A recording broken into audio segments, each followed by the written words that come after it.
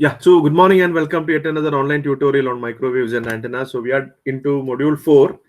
Right. Yesterday we discussed about the antenna field zones. We have seen near and far fields of an antenna. So today we'll be discussing about array of two isotropic point sources. So I'll just select my pen. Right, array of two isotropic point sources. So I told, right, just like how light from two different sources interfere and get we are getting a sort of interference pattern, right? As I've discussed in Young's double slit experiment.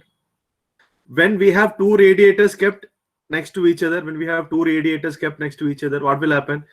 Both will radiate, both antennas will radiate, and these radiations, nothing but what electromagnetic waves will interfere, and we'll get a resultant pattern, right? So that is actually what array of array of point sources, right? So we can add, if we can represent this is source 1 and this is source 2, field due to source 1 as actually what E1 phasor and field due to source 2 as E2 phasor. The resultant field will be actually what the phasor sum of these two, right? So as it is phasor, it will have a magnitude and phase, right? So we'll be representing the field due to the sources as phasors, and it will have magnitude and phase. So if we add the phasors, we'll get the resultant field. That is what we are going to do. So before that, these are actually what point sources. Point source means, right, we can assume the source to be actually what a point, right? Or the radiation, if we consider the radiation, can be assumed to be what emanating out from a single point, right? It need not always be actually what the geometric center of the antenna, but if you consider radiation in far field, we can assume the radiation is coming from actually what a single point. So we can assume the source is a point source if the distance considered is very large compared to the dimension, right? And they are isotropic. You know what is isotropic? If it is an isotropic radiator radiates equally well in all directions. So we don't have to consider about its directivity. So it radiates equally well in all directions. So initially in this module we'll be considering about array of two isotropic point sources. We have different cases in this, right? Array of two isotropic point sources, right?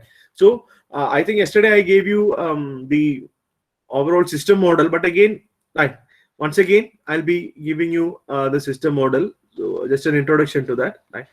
Suppose this is x-axis and this is y-axis, right? And this is origin, right? Origin I'm considering the say I'll use another ring, right? Origin I'm considering as actually what reference of phase, and I have two isotropic sources, one at plus d by 2, right? So isotropic sources separated by a distance d, right? So I have two isotropic sources. This is source 1 and this is source 2. They are placed symmetric with respect to origin, right? They are placed symmetric with respect to origin, right? And the separation between them is nothing but what d unit. Separation between them is d unit. So this is actually what d by 2, and this also will be d by 2, right?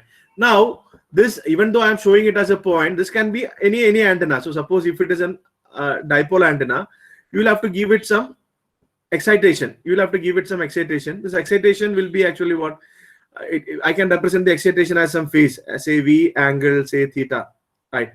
V angle theta or v e power j theta, right? So this is excitation, right? So depending upon the magnitude and phase of excitation of these two sources, source 1 and source 2, we can have different cases, right?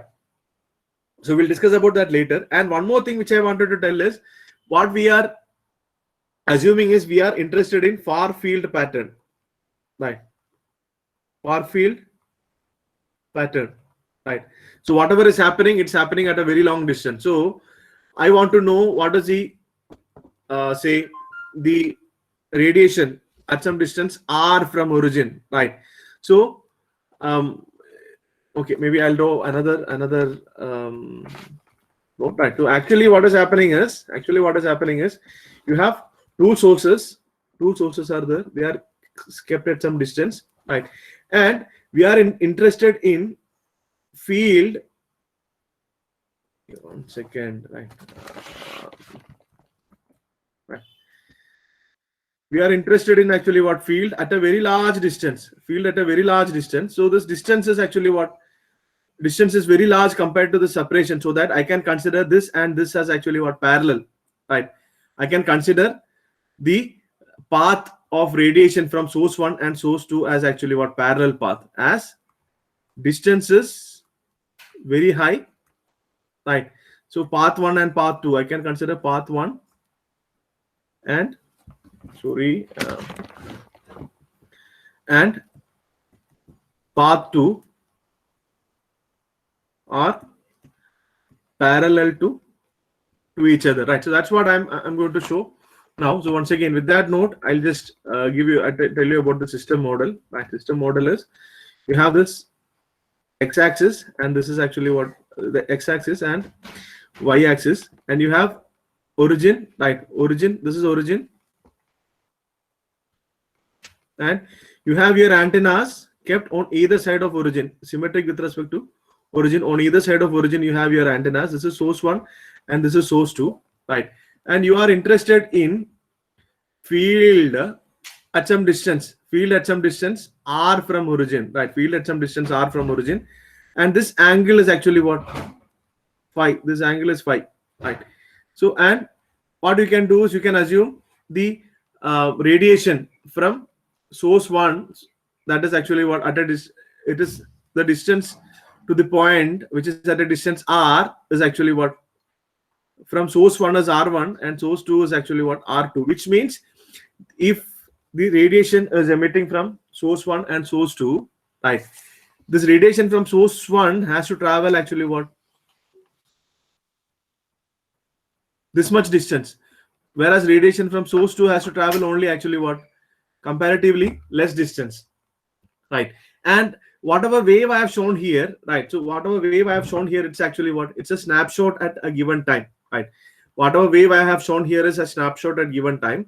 So suppose you have a source like this. Suppose you have a source like this, and if it is radiating, it is excited with some sinusoidal voltage V0 sine omega t plus phi, right? And the electric field radiating from this, will be of the form, say, E0 sine of omega t minus 2 pi by lambda times z, and of course there will be actually what? E power minus alpha z or e power minus alpha r will be there. So attenuation we will be considering it is, attenuation is 0, attenuation is not there. So this is how the sine wave can be, a propagating wave can be represented. This is how a propagating wave can be represented.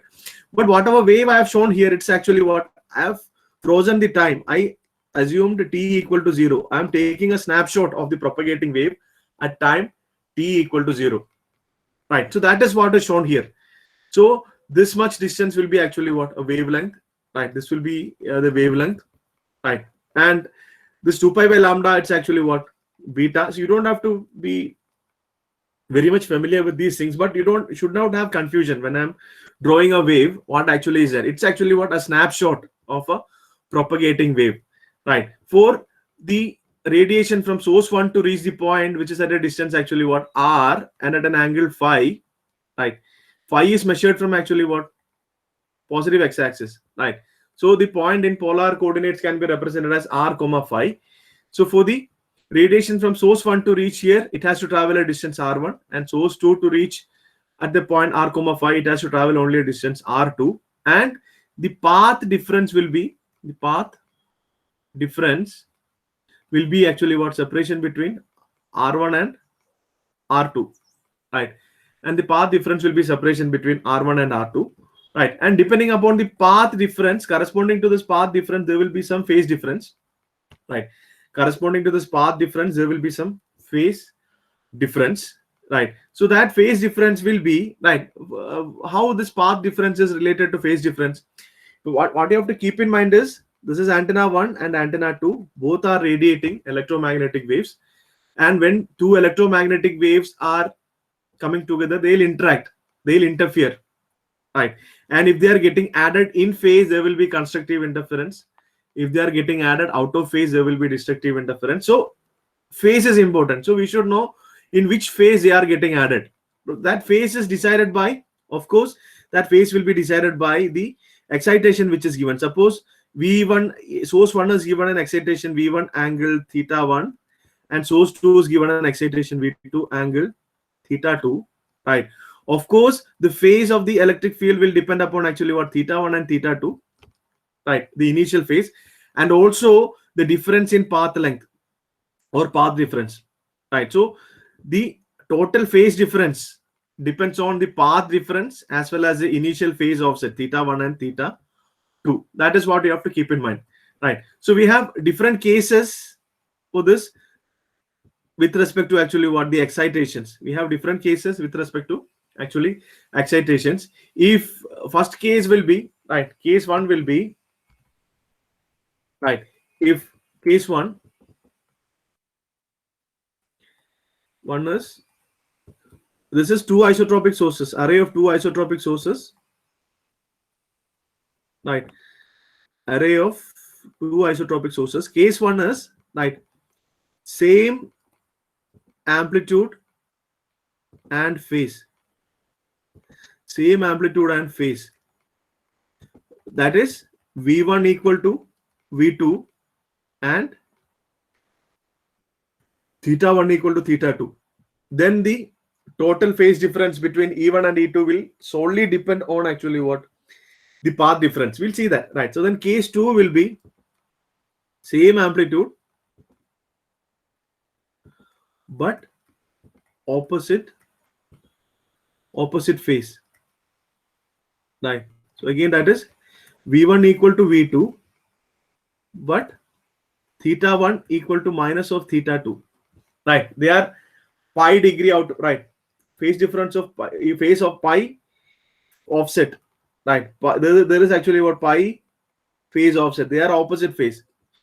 At a given time, if this is plus V1, this will be minus V2, right? Minus V1. That's actually what is meant by opposite phase, right? And third case will be, so we have to study all these cases, right? We have to study all these cases. Third case will be same amplitude but 90 degree or pi by 2 radian out of phase, right? 90 degree or pi by 2 radian out of phase, right? Then fourth case is same amplitude and any phase, which means, right, theta 1 minus theta 2, it can be taken as a delta, some delta phase difference is there between that, right? And final case is, right, different amplitude and different phase. So we have to see, when we keep two isotropic sources nearby, separated by a distance d, and we excite both of them with same amplitude and phase, what will happen? If we excite them with same amplitude but opposite phase, what will happen to the field? Same amplitude but 90 degree out of phase, what will happen to the field, right? And same amplitude and any arbitrary phase, what will happen? And different amplitude and different phase, right, what will happen to that? This is actually what this will lead to the concept of pattern multiplication, right? This will lead to the concept of pattern multiplication. So that I'll discuss later. So these are the things which we have to discuss in this particular part. So what we are doing is, we'll be modeling the electric field due to the sources as a phasor, right? And the phasor will have both magnitude and phase. Magnitude will depend upon actually what magnitude of this voltage V1 and V2. If both are same, magnitude of the radiation also will be same. And the phase difference between the electric field will depend upon this initial phase as well as the path difference. So we'll find what is the total phase difference between the field. Then we add both and we'll get expression for field intensity. We are going to find expression for electric field intensity due to these things. That is what we are going to do now. So first case we'll take, right, arrays of two isotropic point sources with same amplitude and phase. Same amplitude and phase, right? Same amplitude and phase. So what I'll do is, I'll just, yeah, right, consider, I'll take this, right? I have x-axis, right? And also I have, this is, say, this is x-axis, right? Maybe I should draw like a bigger line I should draw, right?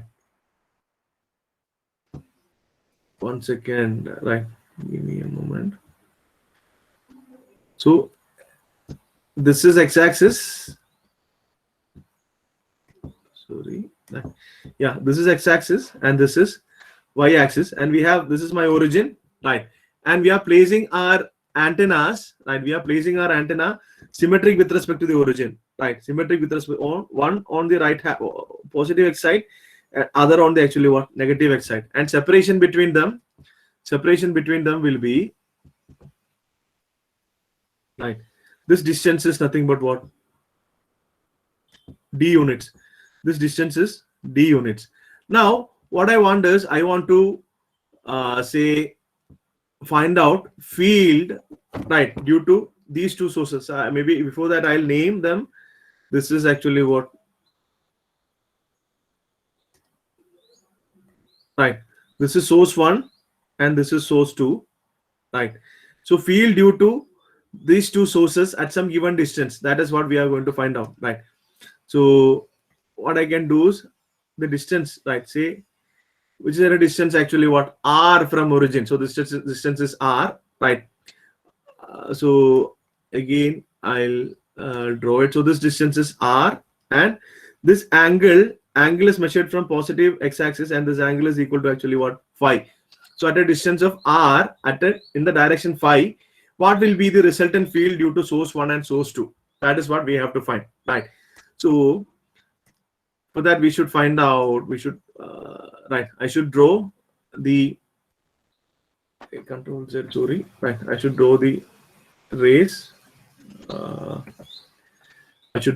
Sorry.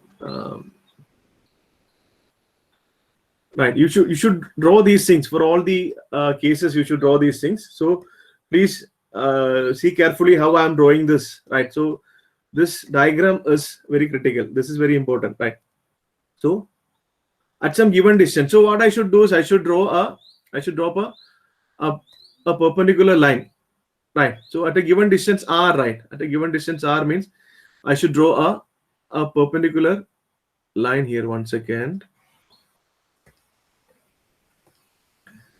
I should be drawing a perpendicular line, so that this is the point. This is the given point, right? This is a given point, which is actually what, r comma phi, right? And as the distance r is actually what, much greater compared to d, I can assume these two are actually what, parallel. I can assume these two are parallel, right? In fact, they are not parallel. They should be actually what, like this, right?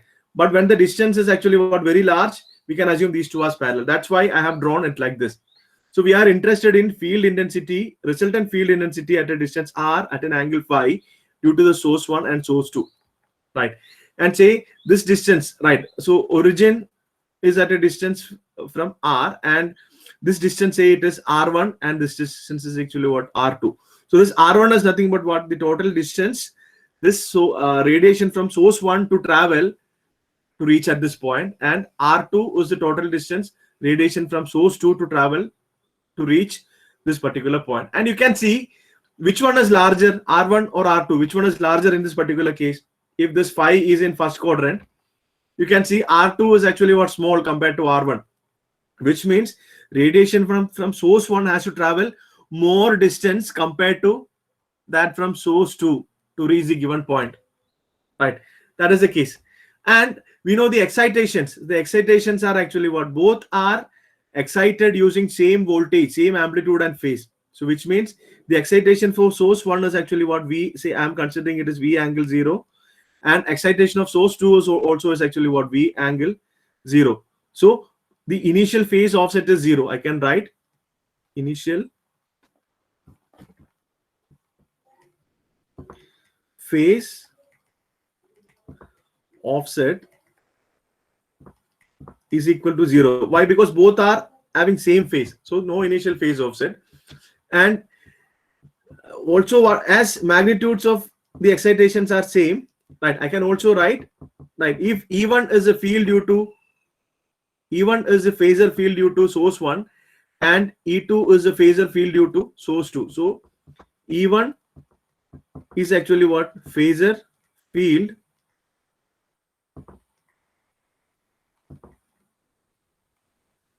due to source 1, and E2 is actually what? Phasor field due to source 2, right? Then as the amplitude is same and phase is same, right? What I can write is magnitude of E1, that will be equal to magnitude of E2, that will be, I can call it as actually what? E0, right? Both will have same magnitude. So at this point, magnitude of E1 and magnitude of E2 will be same. So please don't have confusion. It is actually what? Phasor. Even though the wave is like this, right? How to represent it as phasor? The maximum value is actually what? E0, right? And phase is actually what? Relative phase difference. So even though it is of the form E0 sine omega t or whatever, I can represent it in phasor form as actually what? E0 angle theta, right? I can represent it in phasor form as E0 angle theta. These are actually what? Phasor. That is what you have to keep in mind, right? So magnitude will be same. So what will be the phase difference? That is what we have to find now. So what will be the phase difference? That is what we have to find. So what will be phase difference? Phase difference between E1 and E2. That is what we have to find. So as the initial phase offset is 0, phase difference is only due to actually what? I am writing here, only due to path difference. You know what is path difference, right? Path difference is nothing but what? Difference in path length. So this wave, both are having same frequency also, right? So suppose the wavelength is lambda, right? If you consider a larger distance r1, there will be more number of cycles compared to actually what? Along the length of r2, right? So there will be a path difference. So we should find what is the path difference. To find path difference, right? How to find the difference between r1 and r2? That is actually what? R2 minus R1. What is the difference between R2 and R1? How to find out that? It's easy.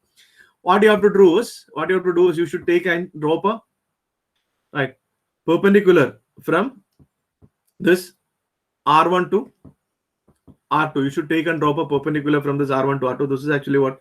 90 degree. So this much will be the path difference. This much will be the path difference. I'm naming it actually what? The triangle A, B and C. So you can see a right angle triangle here, ABC. I'll try to highlight it, right? So you can see a right angle triangle, right? You can see a right angle triangle here, ABC, right? This right angle triangle, ABC, you can see. So in that, the side AB is the path difference. Why? Because this and this will be same. This much is same. Why? Because they are actually what? Of same length. But this is the additional length. AB is the additional length the radiation from source 1 has to travel. AB is additional length, the radiation from source 1 has to travel. What we need to do is we need to find out this. We need to find out this. That is what we have to do. We need to find out what is this. That is path difference. AB is what we have to find out. So what is given us? This angle is phi, right? So similarly, this angle also will be phi. Why? Because these are actually what? Parallel lines. So as this angle is phi, this angle is also phi. And this is actually what? Angle ABC is right angle. So from the right angle triangle ABC, right, I can write from the right angle triangle ABC, from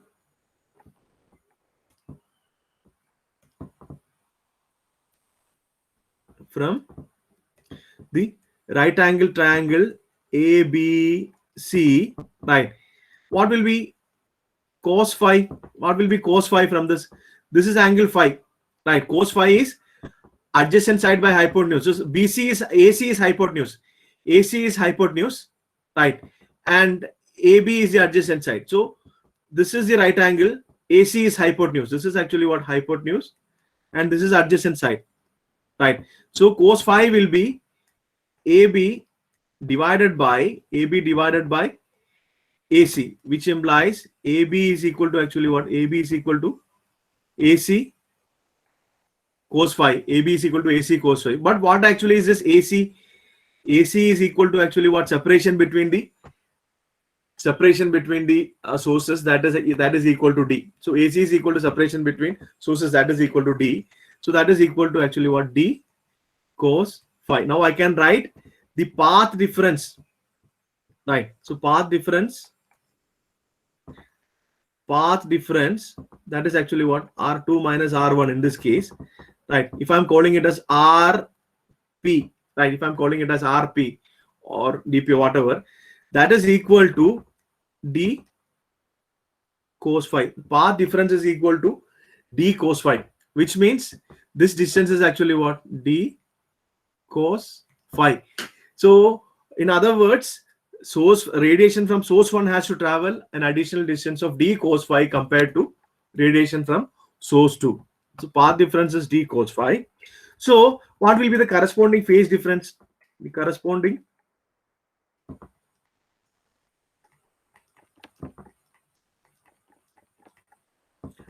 phase difference, right? If I call it psi, what will be that? That is what we have to find out. So please imagine a screenshot of a traveling wave, right? If you, one second, what happened to this?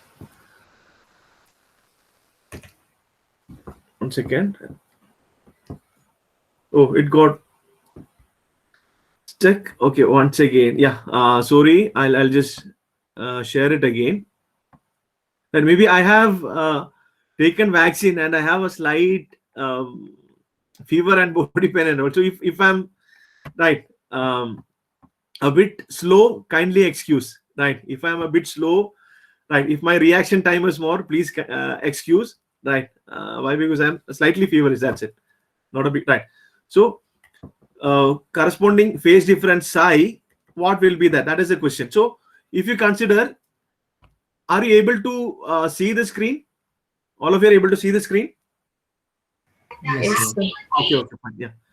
So if you consider a snapshot of a traveling wave at a given, so same wave is traveling in the direction of Z, right? If I take a snapshot, you can see the phase changes by 2 pi degree over a length of lambda, right? Phase changes by 2 pi degree for a change in length of lambda. So I can tell for a path difference of lambda, right? I'll write here path difference and phase difference, right? I'm going to make a table, right, for you to understand.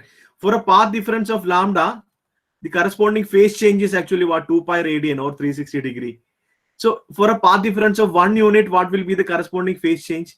It will be 2 pi by lambda. That is actually our beta. Beta is nothing but what? Change in phase per unit length, radians per meter, right? So or in other words, lambda chocolates, it costs actually what? 2 pi rupees. So what is the cost of one chocolate? That is 2 pi by lambda, right? So then what will be the cost of D cos phi number of chocolates? What will be the cost of D cos phi number of chocolates? You should multiply D cos phi with cost of one chocolate. So it will be actually what? 2 pi by lambda. That is actually what? Cost of one chocolate times D cos phi. This is how we'll calculate the corresponding phase difference. If D cos phi is the path difference, corresponding phase difference will be actually what? Beta times D cos phi. 2 pi by lambda times D cos phi. So please do keep this in mind, right? So please remember this. This is actually what? Snapshot of a propagating wave at a given time. So there you can see phase changes from 0 to say 360 degree over a length of lambda. That is how lambda is defined, right? So for a lambda path difference, the corresponding phase difference is 2 pi. For unit phase path difference, the corresponding phase difference is actually what? 2 pi by lambda. For D cos phi, it is 2 pi by lambda D cos phi. So corresponding phase difference I is equal to actually what? I can write 2 pi by lambda times D times cos phi. So in your textbook, right, what they have done is they have used a term for 2 pi by lambda. They have used actually what? dr cos phi, where dr is nothing but what? Dr is nothing but 2 pi by lambda. Dr is nothing but 2 pi by lambda times D, where D is actual separation in meters between the two antennas. Beta D, right, or beta D. Beta is 2 pi by lambda. So beta D is called actually what? Dr. So the what I got is, right, at r comma phi, the phase difference between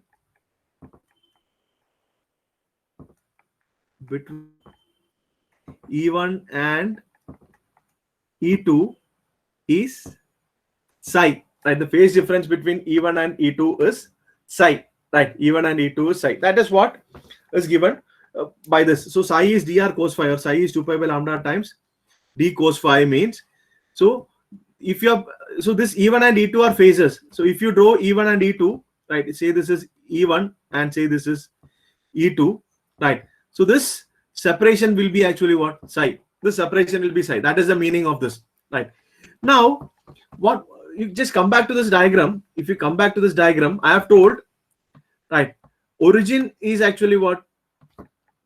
Origin is reference of phase. So the assumption is origin is phase reference, right? So you don't have to scratch your head on this, right? So what does that mean is, if you keep the same radiator, right, if you keep one of the one isotropic radiator here at origin, if you measure the phase of that electric field at a distance r, right, it will have zero phase. That is meant by origin is phase reference. You don't have to scratch your head much on that, but please do keep in mind origin is phase reference. If origin is phase reference, whenever I am drawing a phasor, right, whenever I am drawing a phasor, right, so I'll just draw once again, right, same thing I'll draw once again. So this is my E1, source 1, and this is source 2, right, and the phase difference between these two is actually what? Psi. This phase difference between these two is psi. So what I can assume is, right, what I can assume is, right, I'll write here, please do note it down. If origin is assumed to be phase reference, right, if origin is assumed to be phase reference and phase difference between E1 and E2 is psi, if origin is assumed to be phase reference and phase difference between E1 and E2, total phase difference is psi units, right, we can assume, right, we can assume E1, right, is lagging the reference by psi by 2, and E2 is leading. These two are actually what? Phases, right? Phases. E2 is leading the reference by psi by 2, which means, right, even though I have made it complicated, it's very simple, right? E1 is lagging by an amount psi by 2 and E2 is leading by an amount psi by 2. So if I'm drawing the phasor diagram, this is actually what? This is real axis and this is imaginary axis, right? Phase reference is actually what? This is phase reference, right? Sorry, right, this is phi equal to 0. Real axis is phi equal to 0. That is phase reference. So then E1 is lagging by psi by 2, which means this should be E1. E1 I should draw like this, right? E1 is lagging by an amount psi by 2. So lagging in the sense I should measure in anti-clockwise sense, right? Negative, right? Or E1 is lagging. So this will be E1 and E2 is leading by an amount psi by 2. E2 is actually what? Leading by an amount psi by 2. So this is E2 and this angle is actually what? Psi by 2. So the total phase difference, you can see the total phase difference is actually what? It is equal to psi. So that is what I have told. As if origin is taken as phase reference, right? Origin is taken as phase reference. You can see, right? Compared to a source kept at origin, we don't have any source at origin. So if the source was kept at origin, it had to travel only distance r. But if it is kept at point A or at source 1, it has to travel a distance r1. R1 is actually what? Greater than r. So what will happen? Radiation from source 1 will lag, right? So radiation from source 1 will, oh, sorry, don't know why it's giving me trouble, right? Why it's giving me trouble, I don't know. I'm really sorry. Maybe I'll have to update my it's getting stuck, right? It's getting stuck. Already I am a sort of drowsy today, right, after the vaccination. But yeah, I'm audible, right? One note is getting stuck in between. I'm really sorry for that. Right? Maybe I'll have to. Am I audible? Can anyone give me a feedback? Yes, sir. Yes, sir. Yeah. So please listen these things carefully. I told we have 5 different cases, right? For all those 5 cases, we'll be proceeding the same way. That's why I'll spend more time for this first case, right? Apart from that, yeah. So I'll share it once again. Right? I'll share it once again.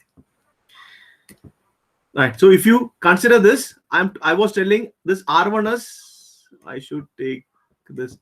This R1 is greater than R, which means R1 is greater than R means, right, radiation from source 1 has to travel more distance compared to a source which is kept at origin, right? So I can tell source 1 is lagging behind the phase reference, right? Lagging behind by an amount psi by 2. So phase compared to phase reference will be minus psi by 2. And if you see here, this R2 is actually what, less than R, which means if you keep one source at origin and other one at C, the radiation from C will reach the distance R fast. So I can tell source 2 is actually what, leading by an amount psi by 2. So it is actually what, plus psi by 2. So compared to phase reference, right, the phase of E2 is plus psi by 2 and phase of E1 is minus psi by 2. And why the psi by 2? Why? Because the total phase difference between E1 and E2 has to be psi. So that is why I have written that. So that is why I have written that. You don't have to write these things in detail. I'll tell you, right, what you have to write. But for you to understand, I am simply elaborating, right? So this E2, now I can write this E2. How can I write E2? This magnitude is actually what, E0. I told magnitude of both is actually what, E0, and phase for E2 is actually what, plus psi by 2, and phase for E1 is minus psi by 2. So I can write E2 is actually what, E0 angle psi by 2. That is how you will represent a phasor. Or equivalently, I can write E0 e power j psi by 2. It's same way. I can represent a complex number as R angle theta or R e power j theta. Anyway, I can. So I'll be writing E2 as E0 e power j psi by 2. And what will be E1? E1 will be E0 angle minus psi by 2. Equivalently, I can write as actually what, E0 e power j minus j psi by 2. So I can write now phasor field due to source 1, it is equal to actually what, E0 e power minus j psi by 2, and phasor field due to source 2, E2 is equal to what, E0 e power plus j psi by 2. So when how you will add these two things, how you will add these two phases, just like how you will add two vectors, right? So you have to complete this parallelogram, right? You have to complete this parallelogram, and the resultant will be in this direction. The resultant field E will be, you can see, in this direction. It will be in phase with the reference, right? Resultant field E. So I can write resultant field E. I'm writing resultant field E is equal to, right? E is equal to, right? If I add these two, I don't know what is it, we have to find out, right? E is equal to E1 plus E2. It's simple phasor addition. So E1 is nothing but what? E0 e power minus j psi by 2, and E2 is E0 e power j psi by 2. Please remember the psi, it is actually what? 2 pi by lambda times d cos phi, right? So this is psi. Please remember this, right? So E0 e power minus j psi by 2 plus E0 e power plus j psi by 2. So what I can do is I can further rearrange. So I'm going to find out the phasor expression for the electric field now, right? We are very close to our final expression, right? So I can take E0 common. E0 I can take common. Then e power plus j psi by 2 and e power minus j psi by 2. I can write e power j psi by 2 plus e power minus j psi by 2. Now what I'm going to do is I'm going to multiply this by 2 and divide this by 2. Right? I'm going to multiply and divide this by 2. So do you know what is there in this bracket? What is actually this?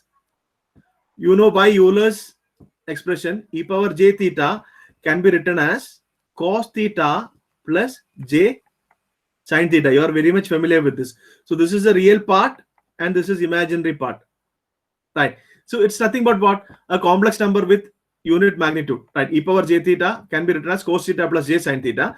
So from this I can write real part or cos theta will be, right, the complex number plus its conjugate e power minus j theta divided by 2. That will be cos theta, right? You already know this. I'm just recollecting these results. That's it. And similarly, what will be sin theta? I can represent sin theta as e power j theta minus e power minus j theta divided by 2j. So you see this e power j something plus e power minus j something divided by 2. I can write this as actually what? I can write this as 2 e naught cos of psi by 2. I can write this as 2 e naught cos of psi by 2. Right. I hope it is clear. Right. I can write 2 e naught cos of psi by 2. So, which means, right, I can write, right, the resultant field E is equal to 2 e naught cos of, I'll substitute for psi. Psi is nothing but what? 2 pi by lambda times d cos phi, and this entire thing divided by 2 is this 2 and 2 will get cancelled. So final expression for the phasor field, right? Final expression for phasor field we are getting for two isotropic point sources with same amplitude and phase as 2 e naught cos of, right, this 2 and 2 will get cancelled. So I'll get pi by lambda d cos phi, right? So this is the final expression for, this is what we have to derive.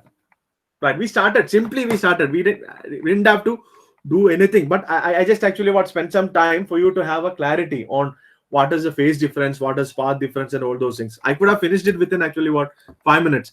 E1 is equal to e naught e power minus j psi by 2. E2 is equal to e naught e power plus j psi by 2. Adding these two, I'm getting this. That's it. So this is the, right, this is the phasor field, right, resultant phasor field due to two isotropic point sources, having same, I'll write here, same amplitude and phase separated by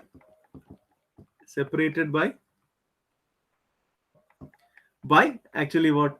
Separated by distance d. So this is the field, right? So this is the actual field pattern. Right? 2 e naught cos pi by d cos phi. So what will be the normalized field pattern?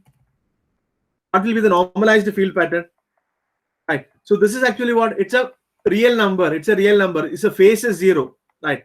So I can write, right, the phase is 0. It's a real number. So the normalized field pattern, right? I'll write here.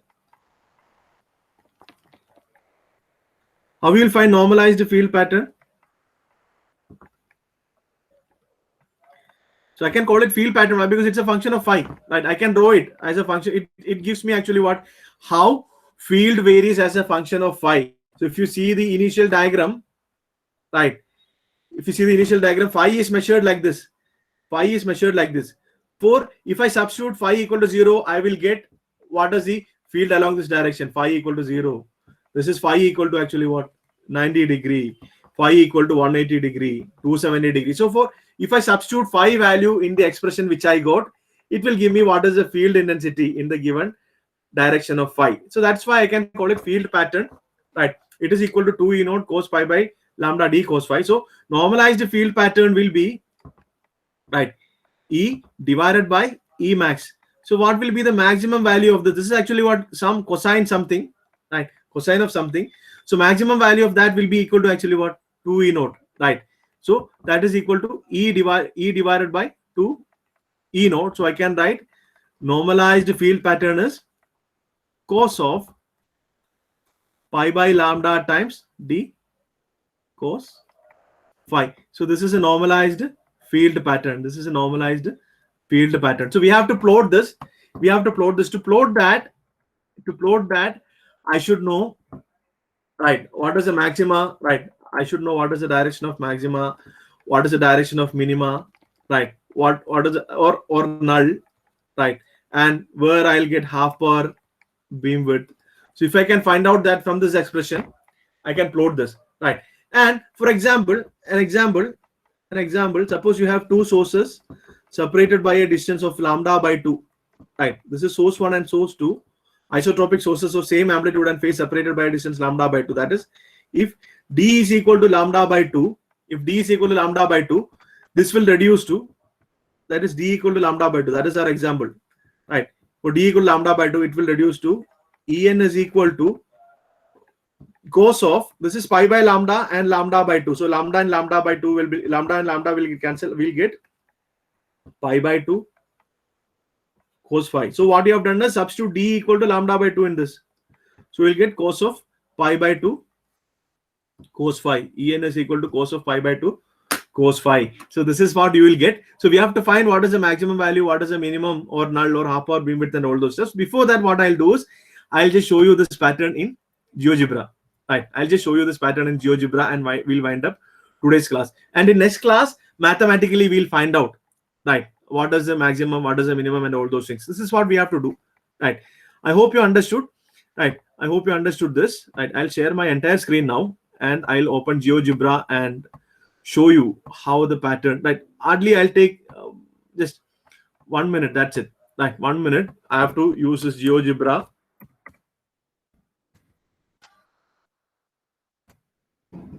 Right, GeoGebra. I hope all of you are able to see my screen. Right. So what is it? Can anyone tell me what is the final expression? All of you could note it down. So En is cos of pi by 2 cos phi. It is cosine, and argument of cosine itself is actually what? Cosine of phi.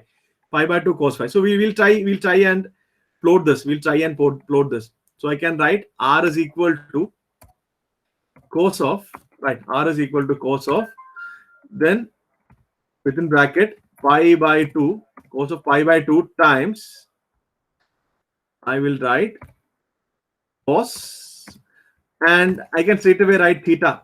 I can straight away write theta from this, right? ABC, right? I can straight away write theta here, right?